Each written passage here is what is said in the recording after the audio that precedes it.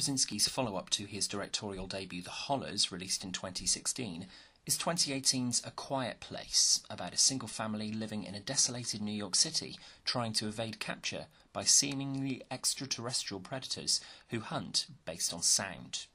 It's a fascinating but challenging premise. How do you base an entire film around having to remain silent whilst making the narrative engaging? Krasinski cast close to home, with wife Emily Blunt taking on the role of Evelyn, married to Krasinski's Lee in the film, presumably to make the filming experience more authentic for such interesting, intimate subject matter. The film opens with this family walking around a pharmacy barefoot, trying to find the medicines they need, and the first big surprise of the film is just around the corner. It's a tense opening, setting the audience up well for the unnerving 90 minutes to come. At 90 minutes, it's a lean thriller that tells a tight story with a thankfully minimal number of jump scares in a genre dominated by these cheap tactics in recent times. Young actress Millicent Simmons, herself deaf in reality, plays Regan's frustrations beautifully on screen. The rest of her family are facing a daily struggle of having to lower their voices to prevent them being hunted, but Regan faces a daily battle all her own, actually being able to communicate with the rest of her family on the basest level. It's relatable, touching moments like the father trying to convince his daughter to try new hearing aids that he's fashioned, despite all previous attempts failing, which make this a very human story. It's one family's struggle that's the focus, not a city full of people interacting with each other. Fresh from television roles and his breakthrough performance in 2017's delightful Wonder, Noah Jupe impresses again here in his meatiest role yet as Marcus. Inquisitive, sensitive and courageous, Jupe is a welcome addition to the film. Krasinski and Blunt are brilliant as the parents, desperately trying to keep their family safe, which makes the opening sequence all the more harrowing.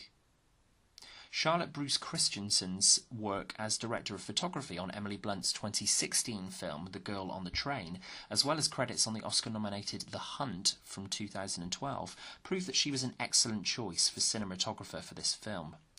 What she brings with the lens is a beautiful mix of colours and natural light of barren landscapes, in contrast to the dark interiors of the family home, which makes for both a wide vista and a claustrophobic atmosphere simultaneously.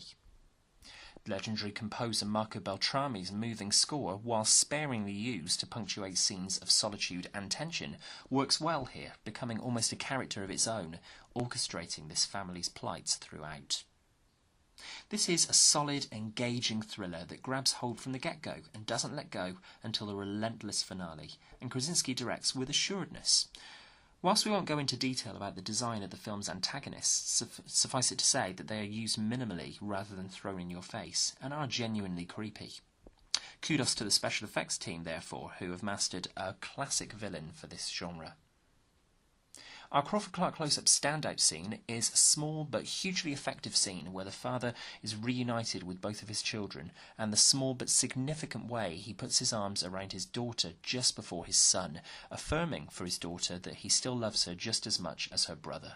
It's a tender reunion. A Quiet Place is impressive work that keeps you on the edge of your seats and occasionally covering your eyes if you're of a nervous disposition.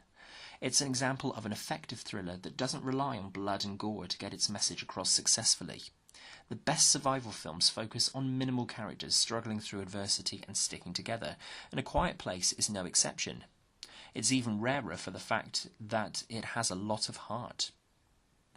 Don't miss A Quiet Place.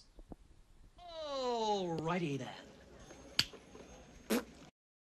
What do you think of A Quiet Place? Did the story grab you as much as it did us? Or do you think John Krasinski should stick to the day job? Whatever your thoughts, let us know below in the comments. And if you like this review, please click subscribe.